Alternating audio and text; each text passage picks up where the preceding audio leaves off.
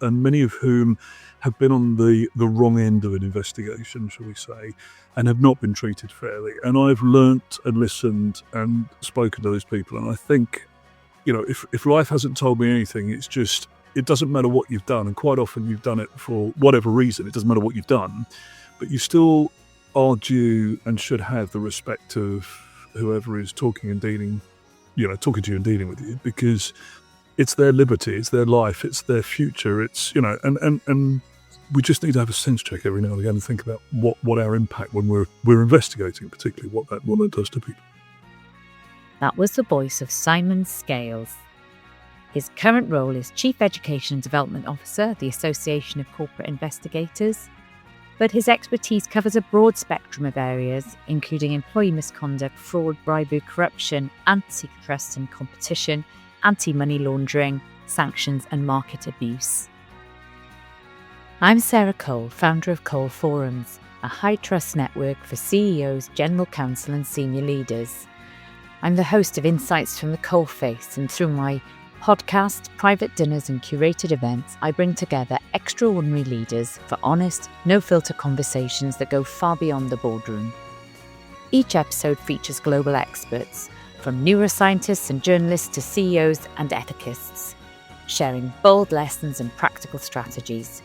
We explore the science of trust and motivation, the power of communication, the role of ethical leadership, and how to balance high-stakes careers with a fulfilling life. Cole Forums creates the framework. You and your peers make the magic happen. Simon Scales is a distinguished professional with over 40 years of experience in investigations, compliance and governance. His career encompasses significant roles both in law enforcement and corporate sectors, providing him with a comprehensive understanding of regulatory and compliance landscapes. In his current role as the Chief Education and Development Officer of the Association of Corporate Investigators, ACI, Simon leverages his extensive international experience to enhance the capabilities of corporate investigators worldwide. Hello, Simon. Thank you for joining us. How are you? Very good, and a pleasure to be here. It's it's been a while to reconnect, but I'm very much looking forward to having a chat today. Well, it has been a while. However, I was having a little think about this, and I think I've known you hideously for about 13, 14 years.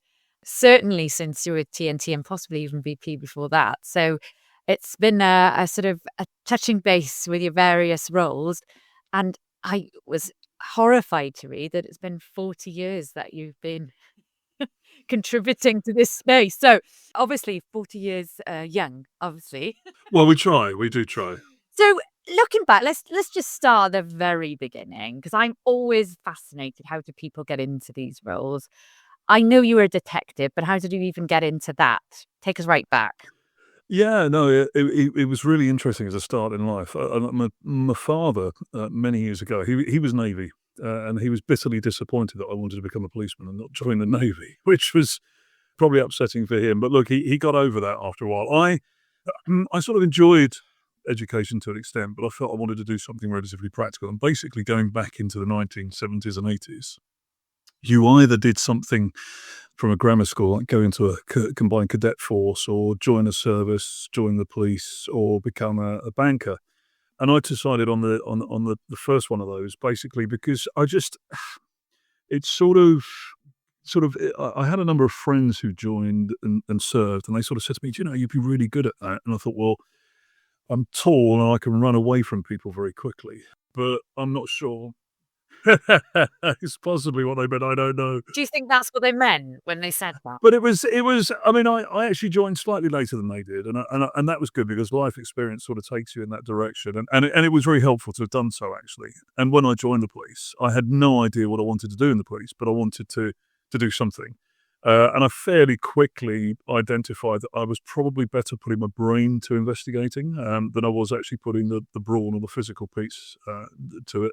And so I really got into that sort of side of things very early in my career and thoroughly enjoyed becoming a detective, but also exploring. I mean, this was at a time as well, back in the 80s, 90s, and, things were very different to where they are today. And some of the legislation that exists now didn't exist then. Some of the things I or we do now, and I have done for the last 20 years, just weren't in place 40 years, 30 years ago.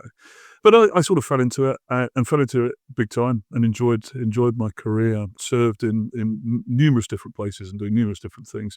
But I still fondly look back at the first thing I ever did, and the best team in many respects that I ever worked with was at Brixton in South London. Through thick and thin, we went through an awful lot, but it was a cracking time. And yeah, I still keep in touch with many people from days gone by who've now finished just as I have in the police and who've retired, but we still are in the investigating space and the compliance and the leadership arenas, which is great. So just with that for a minute, when you say that team was really successful, obviously that's interesting for my leaders because who doesn't want a successful team? What do you think were the factors that made that team so close knit? I mean, you touched on that you'd been through a lot together. Yeah, it's a really good question, and there is something simple actually about it, and that is that when you are a group of people all at the same level, and we were all either constable level or sergeant level or inspector, when you're all that sort of tight communities together, you work for each other. There's no competition, so there's no hierarchical piece that goes on. If you want to study and you want to go further in the police service, then you can do it, but it's transparent to everybody. And you say, I'm studying for my X, Y, and Z exams. And so everyone was on a very level playing field. Because of that, everyone looked after each other. And I think that's a bit that's actually been missing perhaps in the corporate world, because there's always this element of I want the next, I want to do this. And so when I go back to that particular team and I think about how it worked together, supported each other very well through thick and thin, as I said, it was the secret of success, and it was a very successful team. And it wasn't just the only team like that.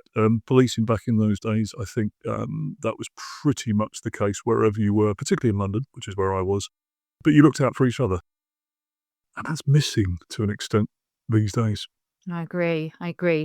But you did leave the police force, so was that because you'd come to an end or with the role and you wanted a new challenge? Tell us about that. What happened? Yeah, I sort of I fell into it. So there was also, back in the day, you would become a 25, 30 year served police officer. And you could retire happily at the age of, I don't know, 50, 55, and you'd walk away from doing that, and then not really think about doing anything else afterwards. But when I became a detective, and I started to look into a lot of and I was interested in financial crime at the time, so financial crime was my bag, and really enjoyed it, and interviewing. A little bit more about interviewing perhaps in just a moment. But so when I did that, we had a number of really, really good cases, and one of those happened to be with TNT. There was a particular investigation where I supported the company TNT. I made a lot of friends and I made a lot of contacts there. And it was back in the time that the head of security, physical security, said, "Look, you've dealt with this particular job for us, and it was a fraud-related matter and corruption-related matter. We haven't got anyone internally here who knows about fraud and corruption, really, because we don't really think about that in this organisation." And it was at the time that Sarbanes-Oxley, so we were focusing a lot around Section 404 and SAS 99, company-wide infrastructure and controls. And they said, "Look, do you want to come across and do this?" And I thought, well, it's an opportunity. Do I? Sat about it, discussed it at home, and everyone said, "Why don't we do this? Because it's a good idea." And it's a move that I will never, ever regret. Making the transition, which I can tell you a little bit more about in just a moment, making that transition from public to corporate life was tough. I know a lot of people find it very tough, but I actually got sort of rolled sleeves up and got stuck in and really went for it from the off, as was my ethic. And between sort of 2001 and 2004, when I became the head of investigations globally, and there was a lot of work bringing in a lot of emerging markets into the business. It was a busy time, but a great time. And I tried to take across there the ethos that I have with the team in the police, and try to really look at developing and enhancing the skills. It was one man and a dog to start off with, to an extent, but try and enhance those skills and develop and bring them into TNT. And I did. And I joined the ethics committee and had a role there. And really, over the next, from the period of 2001 to 2011, it was full on, but it was very exciting, and we achieved an awful lot. And I'm very pleased to say that that particular team as well, we were best in class, seemed to be best in class in corporate investigations at the time, and that was very successful. And how did that differ in terms of the investigation style, or didn't it? Well, that was another thing that was also really useful is I was able to mould what I believe was right from the from the public sector, so from policing, and take that into the private sector. And the corporate world is not about, you don't have a warrant card, you don't have the arrest capability. You essentially the private sector, you have to work very hard at building rapport with any individual that you come across, reporter, witness, subject of concerns.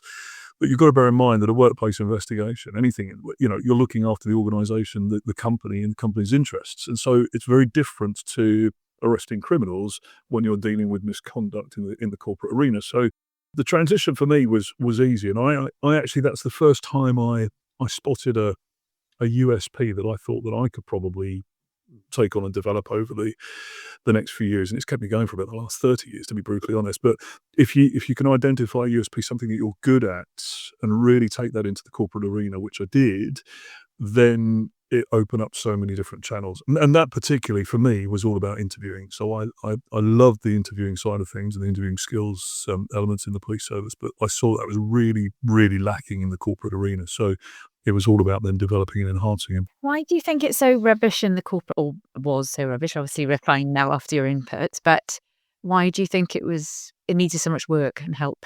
So the corporate world is, I mean, we're very good at interviewing for a job. We're very good at interviewing for a job. A lot of people are very successful because they get a job, but we're not very good at interviewing people when we are in the corporate arena we don't ask questions the right way. We don't understand, I think, really the finite details of how you deal with people in the corporate arena.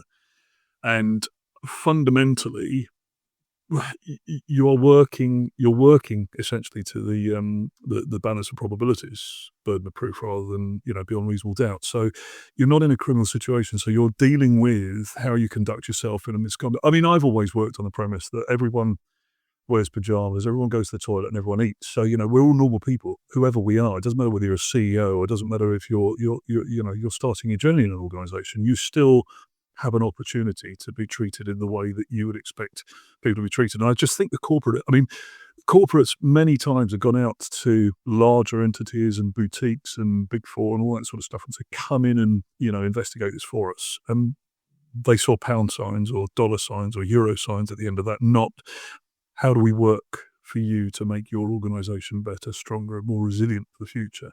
And so, for me, it was all about A, the interviewing piece, B, the training, the giving back to, and that's a lot of that's happening in later life for me now. But more importantly is how we just treat people in the corporate world. And that was really lacking for me in early 2000s that I saw, and gave me an opportunity to really sort of think about how that would look 10, 20, 30 years later. And I did look at it 10, 20, 30 years later. Actually, back then, I would remember in 2000 thinking, I wonder what I will achieve by 2010, 2020, 2025. And I think I would agree with you. We often lose sight of the fact that it's almost like a great leveler, your approach, I think. That's what I'm hearing. Because the hierarchy, which you spoke of at the beginning, was more prevalent in corporate life. You kind of dispensed with that and just got down to the people involved.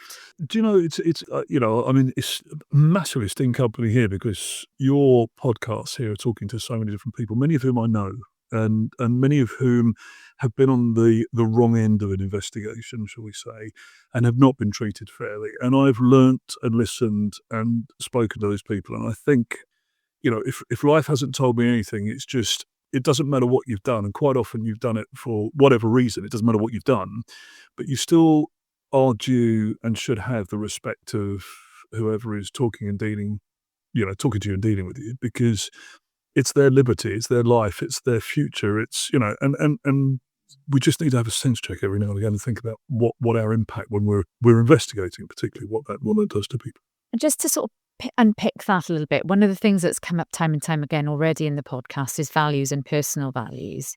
You mentioned respect there. Do you think you've consciously thought around your personal values, or have you ever reflected at least on what they are? All the time. And particularly from when I joined the corporate arena, as I say, back in 2001, my mantra was do things right and do the right things.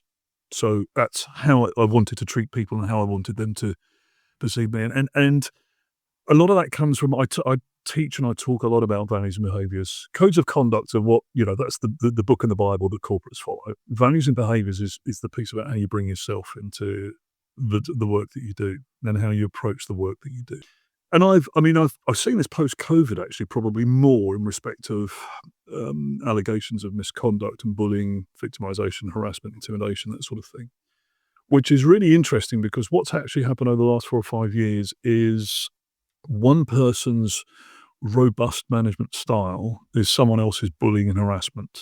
And if I don't like it, I'm going to speak up. I'm going to use whistleblowing channels to speak up. But that bullying and harassment perception of one person can quite often be just a strong management style saying the organisation expects this of you, you're not delivering. And because that, if you don't make some changes to what you do, it'll be performance improvement sort of scenario.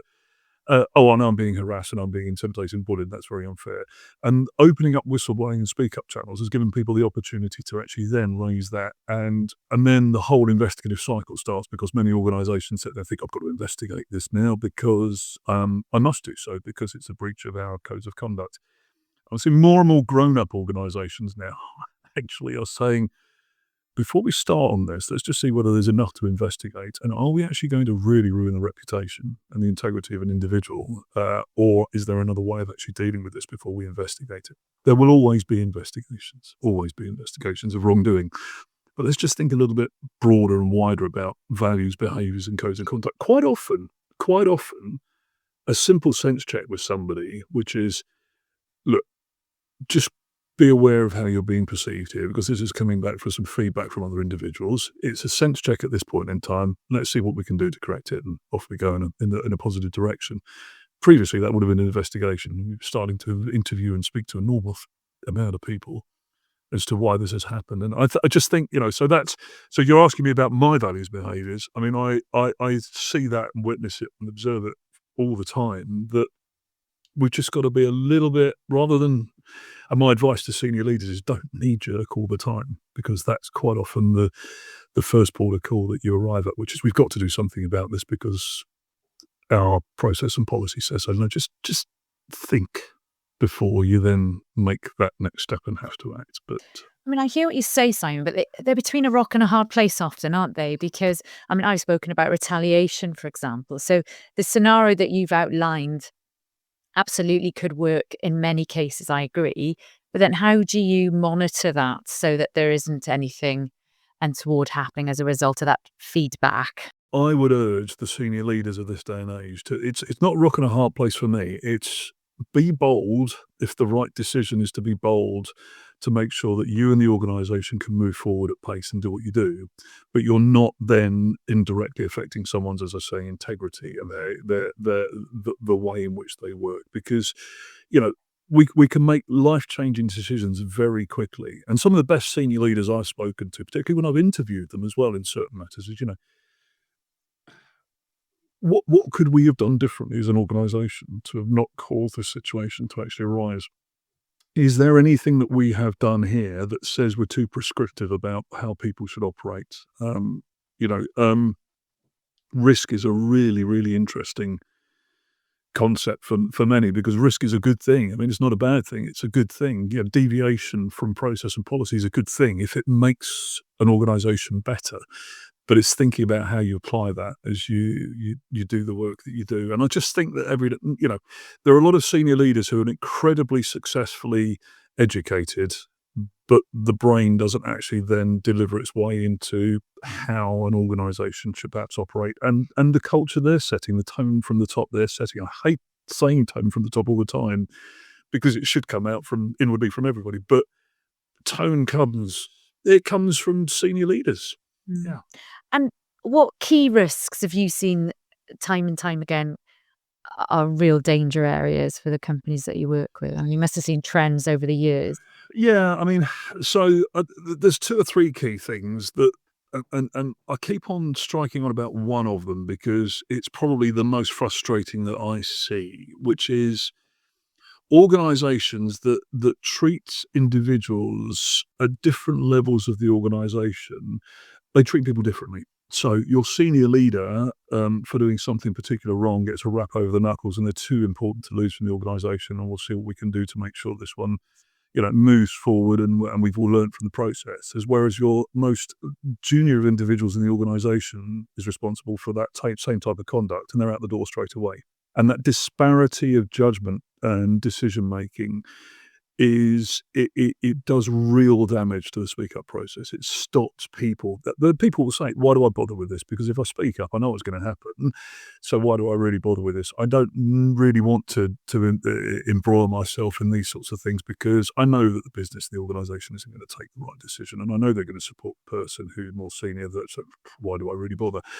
And for me, that's a real risk. And I love seeing senior leaders get a grip of that and say, no, disparity does not happen here. And more to the point is a really, really good senior leader, well-empowered senior leader is going to say, no, I expect more from the level that's up here. So I'm actually going to hold and charge you with greater responsibility than I am perhaps holding someone responsible at this particular level here. So that's the first one is the risk of giving out the wrong messages and the wrong signals around decision making, particularly when things happen. Do you know what the other one for me is? And I look at this with 25, 30 years of corporate experience in investigating now, is organizations are really good at investigating.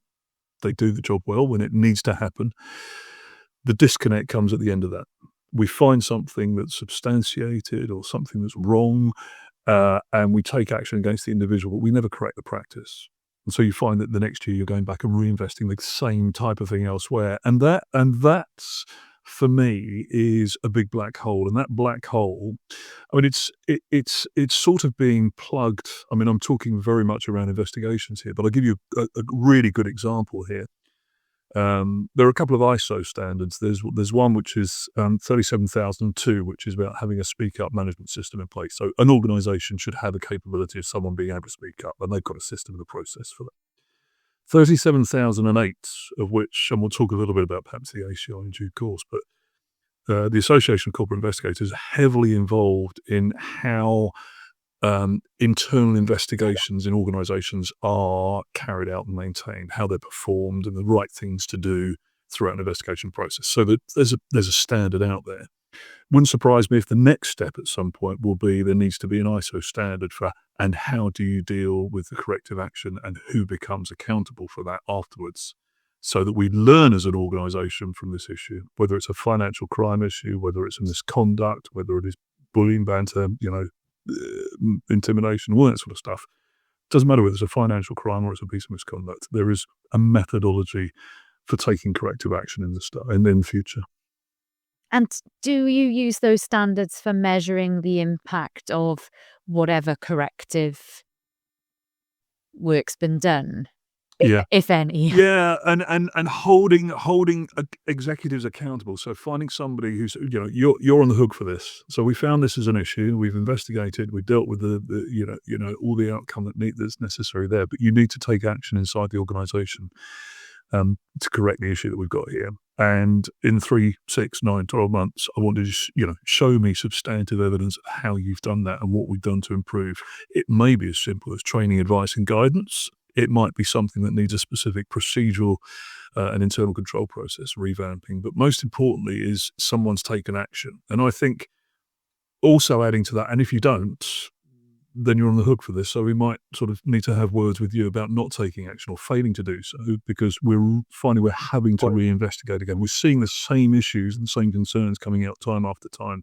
You've only got to listen to the State of the Nation broadcasts from the key whistleblowing suppliers. If you go and, I'd reel off 2 or 3, but there are many others out there, but Safecore, Navex, they will all have State of the Nation and end of year sort of trend examinations and talk about these in detail.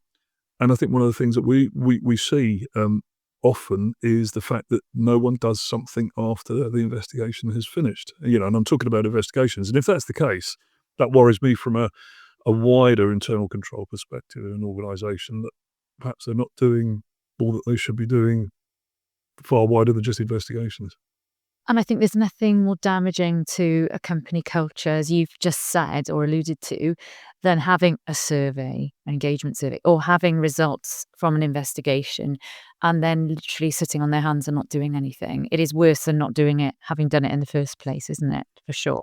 Yeah, I mean, if you're dealing with the HR or the ER, so the human relations or the employee relations concerns, that those sorts of matters, one of the first things you're going to check are things like pulse surveys and net promoter scores, and you're going to see how individuals and groups of individuals perform. And it's become more and more obvious, I think, as I say, after COVID. As soon as people are starting to get back together again and trying to re-understand how to work with each other in the workplace. And what I mean by that is not just going into the workplace for one day every month and grabbing coffees with everybody and then buzzing off to your bedroom and working from home. This is about proper live dynamic working together, short thought leadership, sharing information, working and really setting time aside to work with each other, which is where you get these battles of the one person's robust management style is another person's very direct communication style. But all of this sort of coming together I think there's a lot of learning that has to happen again. You could read Stephen Covey until you're blue in the face, and he'll give you all the wonderful things about how to manage and lead and all that sort of stuff. But I've seen so many good leaders over the last 4 years really, really struggle with how to even get people back in the workplace. So you really think there's been Hmm. like a step back almost on understanding and dynamics of working as teams because of COVID? I do. I mean, and I see. I mean, I see that all the time with how people conduct themselves on meetings that are online. I mean, online meetings are a classic way of being able to very, very quickly determine who's zoned out, who isn't really that interested, who's feeling quite.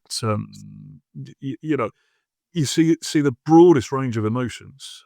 And it's why AI will never be able to conduct an interview, I think, over an online meeting, because you just don't see what's going on in the bottom half of people. And you see the picture of a face that sometimes gets switched off on a camera and, back in again. I just think we've got to learn. And I think, but the workplace has changed. The dynamic of the workplace has changed. I and my teams have worked since 2001 remotely. And we never had the opportunity to have this sort of white to the eyes discussion we're having now. We used to do it over a telephone call or you'd hear people, but you wouldn't necessarily see them. And every now and often again, you travel to Milan or you travel to Bogota and you'd meet up with somebody once a year and they'd show you the sites and that would be it. I just think that the whole thing has changed, but get a grip with that. Or how do I say get a grip with that? Just learn a new way of working with people that allows you still to work with your values, behaviours, and the dynamic that you've had from years of experience. I laugh because I'm talking to you today. Many occasions when I have conversations, even with kids, it's text speak and it's short form messaging. And I said, just put it down. Let's have a conversation. Let's put it all away. And I'm in the zone. I'm talking to you now. I'm not physically doing this. I'm reading something that I shouldn't be reading. I'm talking to you. We just lost that art. That's why interviewing is such a great skill to have. And I feel like a lot of people must feel that because podcasting generally has had such a surge in popularity. And effectively, this format that we've got today, where we're speaking to each other, having a conversation, that does seem to appeal to people. So I think you must be right. I think you're spot on with that. If I wanted to listen to Sarah and Simon warble on at 3:00 in the morning when I'm having a jog on a treadmill because I'm working away, that's great, and it is. This is one of the great things about having this opportunity, particularly with the people that you're speaking to just share. It's a little bit of Desert Island Discs without the music. It's just a brilliant opportunity to share just the thoughts and perceptions we had, but also recognise that there's a changing world that goes with it. But people are still in that changing world. People are still working. People are still responsible for the work that they do in organisations. They're still responsible for culture and for, whether they're a culture catalyst, they're a compliance catalyst, whether they're an investigator, whether they're a senior leader, they've still got a role to play and a part to play in their organisations.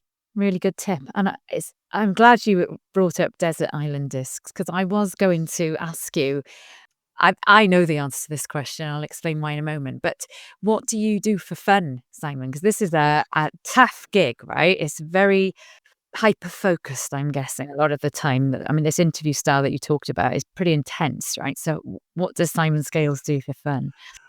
Yeah, I mean, so that's what a great question. I only do know the answer to this, but I will tell you. I'll give you the origins because it will then probably help you to understand why I do what I do now.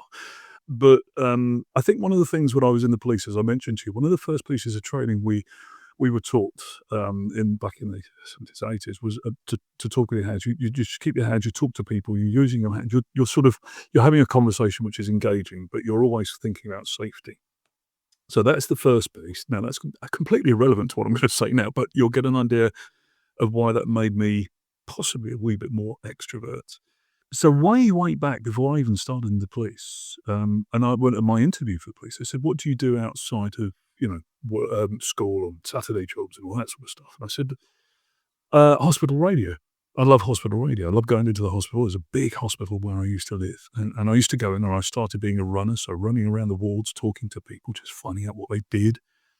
And then I had a program myself, and I sort of went on to a Sunday morning show, and that was great, and I thoroughly enjoyed that. And before I met my wife and we got married, and that's actually where I met her. I spent a lot of time doing that, and I loved hospital radio at the time. And I left that until a few years ago, and I'd gone back into community radio. And I'm very fortunate. I live in the southeast of the UK and on the border between East Sussex and Kent, and we've got a massively thriving radio community radio station, which is going from success to success. And I host a show there, and I sit in on other shows, and I love playing the music that takes me back to sort of 30, 40, 50 years ago. And I'm not sure I'm as up to speed now with the younger generation, but, well, I try to be. I do try to be, but I love it. And it's great getting up at 5:45 on a Saturday morning and just driving to the studio and actually preparing and thinking and talking and delivering a radio show. So that's one of the things I absolutely, I wouldn't put that down for a moment. And I learned about this show, and even in sunny South Wales, I'm able to listen to it, which is kind of cool, really, isn't it? It's not just local radio. Just ask your smart speaker to pick it up, and there you go. And but that's the great thing about it, isn't it? And if I can bring a bit of joy to somebody's life, even yours, with a bit of music, isn't that good? Certainly did. I was explaining to Siren for you listeners, and my daughter's volunteered in an animal sanctuary for a Duke of Edinburgh, and sadly, adults have to be present. So I spend my Saturday mornings mucking out stables. It's joyous. When you can get me on catch up, you get. But I mean, but again, that's a super thing, isn't it? And that's the sort of thing that, I mean, if I'm talking about aspiring leaders of the future, they've done something different. What your daughter is doing is different. And what I did years ago, I mean, when and they said, "Oh, that's novel," and that was my entry into the police service, and they said, "Come on in, come and be part of it." So it's just doing something, thinking outside the box, doing something different, and that's yeah. And do you think that he helps you stay connected to people, if you like? I mean, obviously you're on a radio show, so but there's feedback, isn't there, the whole way through the show? That's what struck me when I listened to it, from listeners' questions, what have you. Yeah, I was trained from a very early age that you're only broadcasting to one person.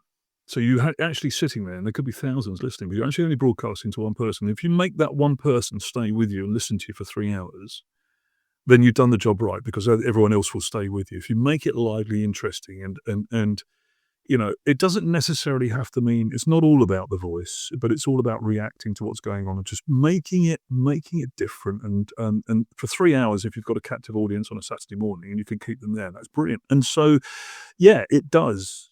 The world is a stage and everyone is a player, etc., etc. And some play it a lot better than others. But I think if you can have that rich conversation where you're engaged, and as I say, you can see the whites of the eyes.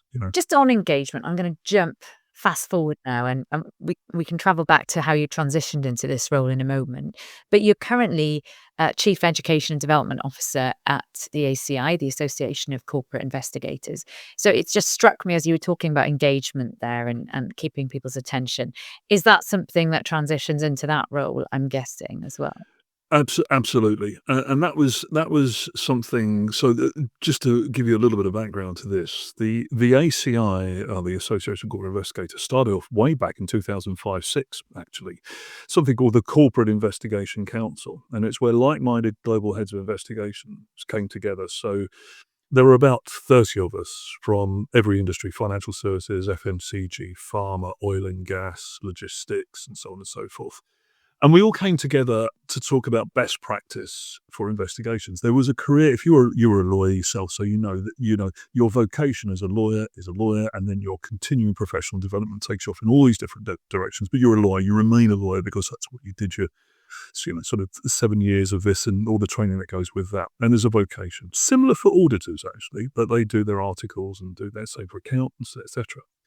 There was never a vocational qualification or never a thought process about investigators who do a tough job.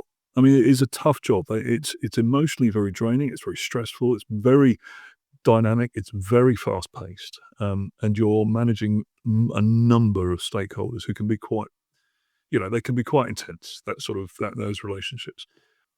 And so in 2006, we thought, why don't we do something as a body for people, the corporate investigators, so that they have a voice, they have a vocation, they have a. Because one of the things that I think I saw way back then, 20 odd years ago, was you are not going to get a lot of former law enforcement or those sorts of people joining this particular industry. What you've got to do is you've got to take the best of legal, HR, audit, those people who've got operational skills and knowledge, and develop them in the organisation. No one knows how to better to investigate an organisation than someone who knows the business and who knows the loopholes. And so that's what we started in 2006. It was more formalised in 2017, 2018, became the Association of Corporate Investigators, where a lot of what we are now drawn on delivering is bespoke training, advice, guidance from, we've done it. We've been there. Excuse for using the pun, at the coalface. We've been there. We've done it. We know how to investigate, and we know what corporates want. They don't want expensive third parties coming in and having to do that. So we train internal corporates around the world about how to essentially place best practice into investigations and how to deliver and enhance certain skills, whether that's from interviewing, whether that's from report writing, whether that's from the e-discovery, so the collection of data and examining all that. So we do all of this. And it's become very successful to the point that the ACI are now going to have a certified corporate investigator qualification. And that is actually going to be. Oh, congratulations, Simon. That's great. Yeah, it's great for.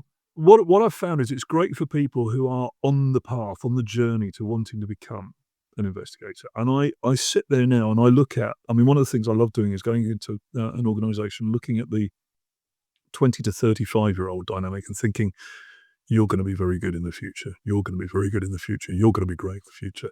Because they're the senior leaders who are going to be the senior leaders of the future within the investigation arena, who are going to be even more charged to deliver at pace, effectively, efficiently, and so on and so forth.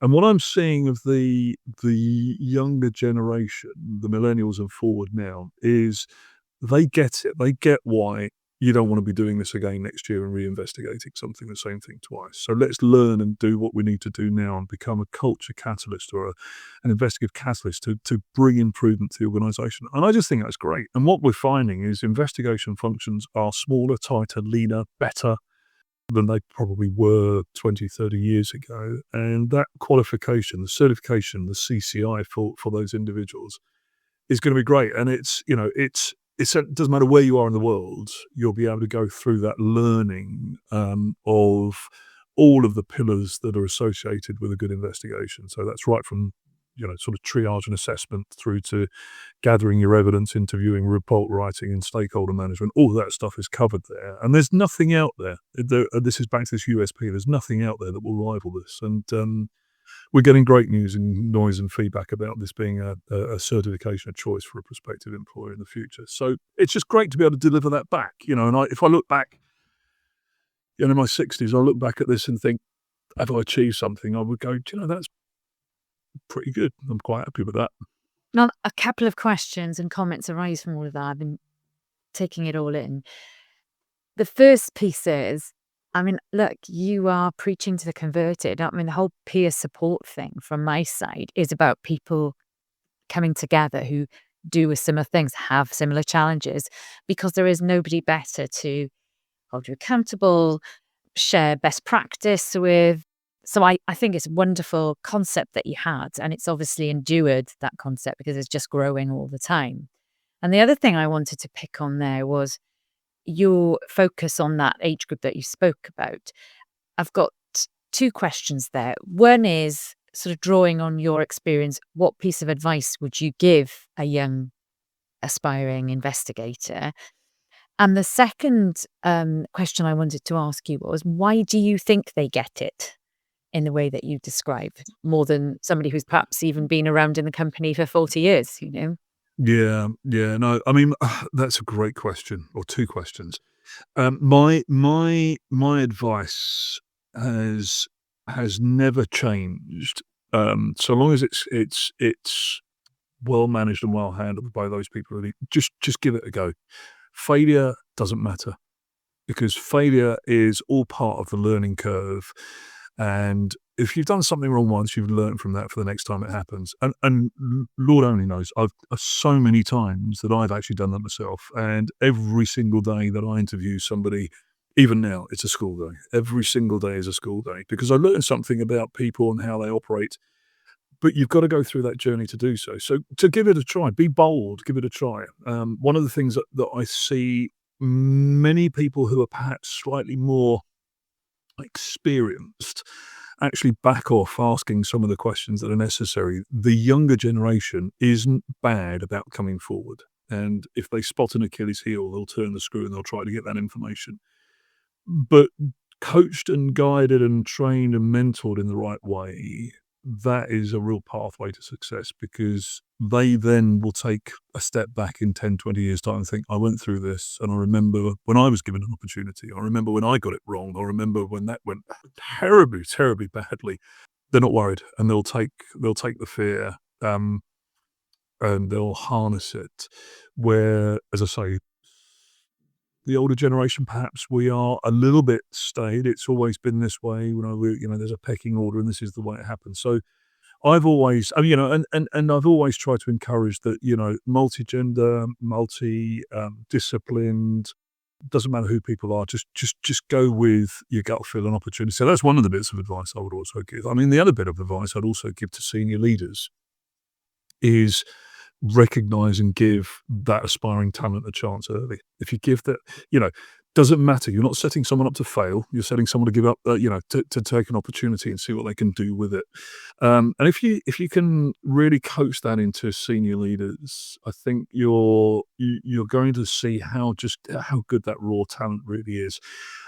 Conversely, the other bit of advice is, of course, is that you've got to make sure that you manage the risks associated with taking the gamble that I've just mentioned there. So you can't, you can't box every angle of that off. You can think of every contingency, but you'll never think of all. And so it's a little bit like when you're interviewing, you've just got to have your wits about you and keep your feet on the ground and be prepared. Be prepared. Politicians are very good at not giving answers all the time, aren't they? So sometimes you've got to be prepared not to give an answer, but come back very quickly afterwards with one. It's just accepting, taking the gamble and accepting the risk, but you'll find that the rewards far outweigh the worries that you have if that's managed effectively. I mean, just staying with leadership for a minute. You've been a leader. You deal with leaders every day. You're instructed by them and you give them guidance and advice. What philosophy over the years have you, I suppose, especially observed in terms of leadership traits or leadership philosophy, really is stand out as being, optimal or the best that you've seen? Yeah, I mean, if I see something that's good in a particular leader, I'll tuck it up my sleeve and copy with pride and use it. That's a later date, but then it's it's a bit few and far between these days. But look, it's a great question, because the traits and characteristics of a good leader, to an extent, you can't. It's the pull push thing. You can't push that into people all the time. You've just got to let them understand about how you work and how your dynamic is, how you conduct yourself. And when you're prepared to push back on people, I've seen that as, with all due respect, I think there might be another way of dealing with this. What do you think? But be prepared to have that answer at the time. There's nothing worse than actually having a conversation with a leader who says, don't know, and they start humming and hawing. It's about having that foresight and forethought of, okay, what other options and angles are there? And that comes from experience. That always comes from experience. Give us an example, Simon. I'm trying to, So decision-making processes are where you see senior leaders often deliberate very, very openly in front of you. That, well, this is a positive here, and I'm not sure. So I'd like to counsel some advice and guidance from everybody. Sarah, what's your view? Simon, what's your view? What's your view? And what you're trying to do, and position yourself when you're specifically when you are, I think, as a strong leader, you're turning around and you're being open and transparent with people. Right, I've not got this right. I'm hearing so many different views here. I've not got this right. So I want to counsel these views in a little bit more detail. And Sarah, be punchy with it, but give me 30 seconds as to why you believe that this is the case. Now, Jane, do the same for me. Stephen, I want your view here. And let's work together to see if we can actually pull the right answer out here. So having heard everyone's view, what do we all think? And you're cohesively bringing people into that zone of, okay, well, he trusts what I'm saying. He trusts my values. He trusts what I'm thinking. And the way I position that is I've heard 4 or 5 different views. I've got my own, but let's all see what we think. If I have to make a decision, I'll come down. But I want to see whether the collective view here is one that we all support. And it's about, that's the sort of thing for me which is missing. Do you know what we rely, dare I say, we rely too much on the board paper environment. Let's present a board paper. It's been written. It's been double checked, treble checked, whatever. But we don't have a conversation about it. And I also see too many leaders, and I have done in my time, go, I haven't got a clue. So I think what we'll do is, rather than soliciting the right information and saying, and be open and honest, I just need time to make this decision because I'm struggling here. And I'm really struggling because I've got conflicting views. I've got a very influential person here who always presents a really good story to me and it always looks good on paper. But I've got somebody over here who doesn't necessarily articulate it well on paper, but talks to me in a language that I really understand. And so just to wrap all of that together, it's define decision-making, but consultative in the approach. And I don't think there are any things these days where you can't actually have that consultative approach where you encourage people to come with their views and be able to articulate it in a conversation. That's really important. And it sounds like, apart from the collaborative style you're talking about, it's also about the transparency of not necessarily having all the answers. I think I would completely agree with you. Sometimes you can't be sometimes you can't be transparent. You can always be transparent. So sometimes you have to be a decision maker. You have to be strong-willed and strong in thought and mind to be able to convince others of your decision. But I've never, ever really, in general, when I've taken a career decision or I've taken a work-related decision or I've taken a leadership decision, I've always generally done it because I've been well-informed and I've taken the time to make sure I've been well-informed rather than, as I said to you earlier, the knee-jerk piece, which is, quite frankly, doesn't help anybody. And less surprises that way, right, as well, because you've had every facet of the decision in front of you. Yeah, absolutely. I think another thing I wanted to talk to you about, because it's absolutely prevalent to me, at least from everything that you've done, how resilient you are and adaptive. And I think this is another thing that's just cropped up time and time again for leaders, be they CEOs, GCs, chief investigators, what have you. How do you manage stress and maintain that resilience? Because God knows you've picked a stressful vocation. So how does that work for you? Yeah, I mean, that's a great question as well, because I try. yeah. Well, I was going to say I'm actually not that good. I can tell. I talk to myself. I'm not that good at managing stress myself, actually. But what I am quite good at is managing it in relation to what others see of me. So, if I have something bothering me at 3:00 in the morning, I am not a person that can lie in bed and think about it. I will get up, go and grab a coffee, and sit down and just do something to try and get the thought processes going. If you work away from home a lot, you can do that because you're not really affecting anyone else's anyone else's life by doing so. But for me, it's more about the perception that others have of me and how they see me reacting to stress. Now, stress, obviously, as we know, it comes in many forms. One of the things that I have learnt to do is to deal with it in the here and now. So not let it fester, not let it, burn a hole in you. And then we've all got time. We can all find time. I'm a strong believer in this. We can all find time, whether it's on a daily commute or whether we're sitting in the car alone. We've all got time on our own where actually we try and fill that time up with meaningless rubbish, and we don't necessarily think about how we've dealt with stress in the past. I've had so many knockbacks in life that most of those I can fall back on and think, I learned something from that, so I'll put that to good use. I do see a lot of people who get knockbacks and they fall into a hole for hours, days, weeks, months. They can't get out of that. And I can understand why for many people that happens. But what I'd encourage anyone is that you just got to try and it's how you jump out of that hole to look at I'm not saying the positives. Sometimes there are no positives to the stress that comes your way, but there are certainly learning experiences, and there's always something that you're always going to get worried about. I mean, I get worried about the most nonsensical things. I've got to go to the hygienist at the dentist. That worries me. If Yeah, absolutely. But you hate the thought of that. You hate the thought of going to a funeral for a friend or a loved one or something.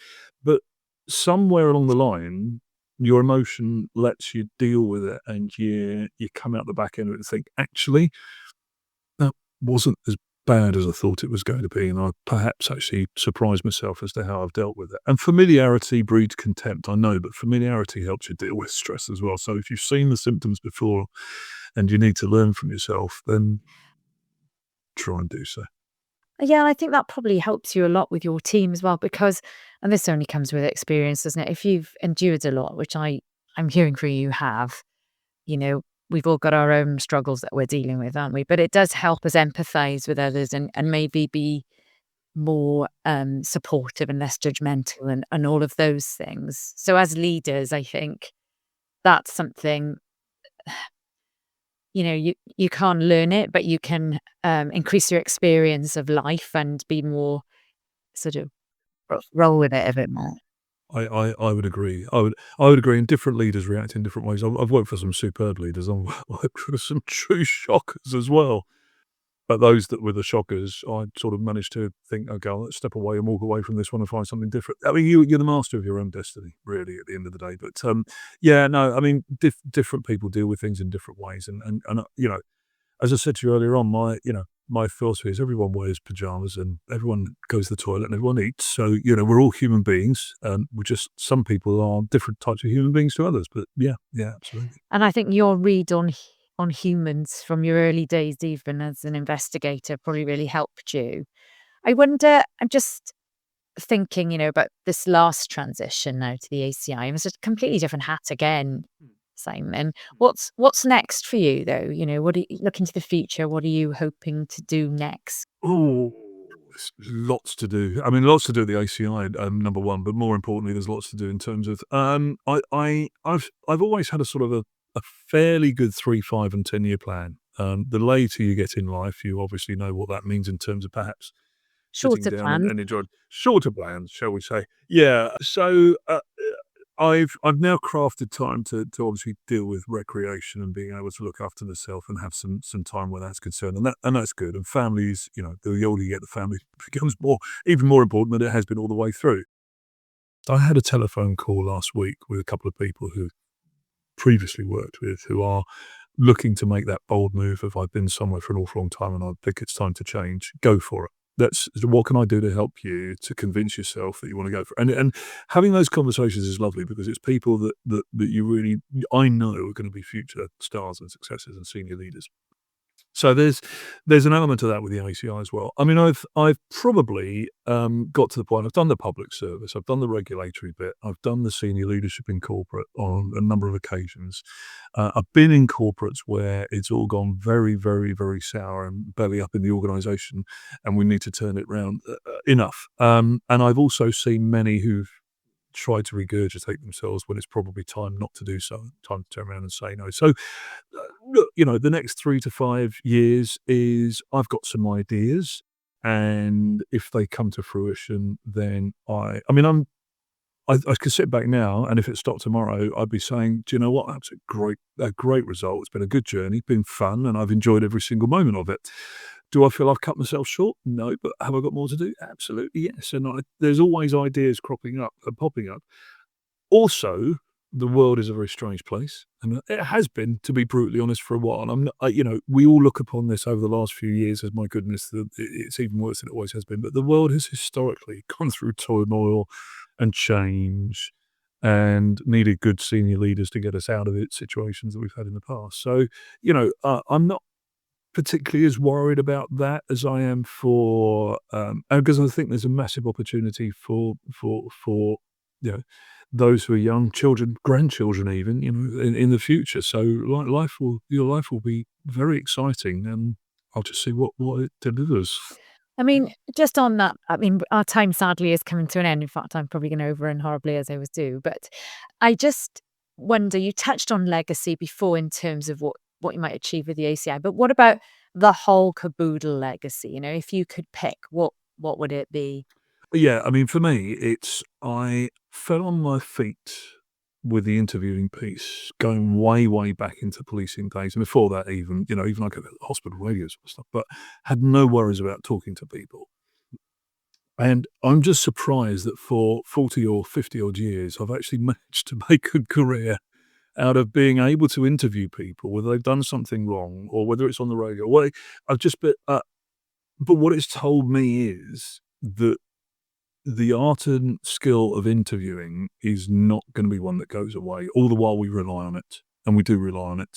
Courts of law across the world, corporates, the way we go about doing our jobs, it all relies on speaking with people. And so I've been really fortunate to have actually got that piece at a time where there've been a lot of legislative changes in the corporate world, everything from fraud to bribery, corruption. And it's all about dealing with people. It's all about talking to people. Misconduct at senior levels in organizations is talking to people. So I've actually made a living out of probably being able to talk to people, which is, I dare say, if anyone's listening to this and thinking I shouldn't have given them a job, well, there you go. You ruined it for yourselves. But no, that's what I've actually achieved. So my legacy is, I go back to the days of when we didn't even have tape recorders in the police service, and then where we are now with videoing everything that we do. It's just been able to great to do it, but also teach the skill to others so that they learn how to be able to do it. And if they do it right, and invariably they do, it's just been a great opportunity. And interestingly, that skill is probably something that's not going to be infiltrated by AI or the technological advances we're seeing. No, it can try, but it won't do the job that I believe we should be doing. And my wish for everyone else in the future is, and I'm sort of seeing a little bit of this: step off the phone, step off the social media, step off the technology, and have a conversation with people. I'm beginning to see that happen, but it's got a long way to go. But you've got to, if you can turn around and be a skillful interviewer as part of your career and whatever you do, you're going to be set up for success for life. And it doesn't matter whether you're audit, legal, HR, investigator, senior leader, having conversations with people, that's what it's all about. So I just feel that I'm very lucky that I sort of found my feet with that. And before you leave us, last question I'm asking everybody who joins the podcast. If you could create a leader's survival kit, what would you put in it? I could tell you what I wouldn't put in it, definitely. And I wouldn't be putting in all these massively sort of lengthy gobbledygooky leadership, how to become a good leader, I've done all that. Who ate my cheese? Don't put that in there. Stephen Covey, don't put in that area. Don't put anything relating to instructing you to be a good leader. My advice, I always put in something that's complete and utter nonsense or fiction to read. So I will never, ever have one of those sort of books sitting there and be sitting with somebody who's got an MBA in book reading on leadership. I might take a Sunday paper, which is generally fiction anyway. I would always say, wherever you're going, whatever you're doing, have a book that takes you completely away from the zone. If you like reading, takes you away from the zone of the work that you do. So I it is escapism. It could be, I don't know, it could be a Jeremy Clarkson, it could be a Richard Osman, it could be a whoever you love and whoever you read and somebody you think is absolute nonsense, just read it, it's fiction. That's my first thing. My second thing is music for me. I mean, it has to be. If I'm ever anywhere at a loose end and I wanna do that, it's either I have the old-fashioned iPod, but phones will work now. They do that sort of. I've got 2 actually, and a third sitting in the car. I do actually have, I actually have one of those that's a capacity of about 160 gig, and I have actually got about 40,000 songs on it. So, I mean, but then I will listen from jazz to classical to, the most recent up to date. Obviously, the other job, the part-time job does that. So just take something into your life that is nothing to do with work, would be my advice, because you're at work long enough and you're listening and reading and talking to me about work long enough. Just zone out. If there's something good that you can watch, often when I'm actually training teams, when I do the introduction, I say, not only, tell me who you are and what you do, but what are you watching at the moment? Or what are you reading at the moment? And that takes people into a completely and utterly different zone. And it's lovely because you then suddenly have a different type of conversation you ask them questions about. And you're connecting with them on a different Exactly. level. No, exactly. So my leadership survival kit is nothing to do with leadership. I love that. Nothing whatsoever. I love it. Thank you so much for your time today, Simon. You're great. It's been a pleasure. It's been a pleasure. That's it for today's episode of Insights from the Coalface, Elevating Leadership Beyond the Boardroom. I hope this conversation left you with fresh insights, new perspectives, and a deeper connection to the challenges and opportunities of leadership. If you found value in today's discussion, I'd love for you to share it with your network, leave a review, or reach out to me with your thoughts. Leadership can be a lonely road, but it doesn't have to be. Let's keep learning, growing, and supporting each other. Until next time, stay resilient, stay authentic, and keep leading with purpose.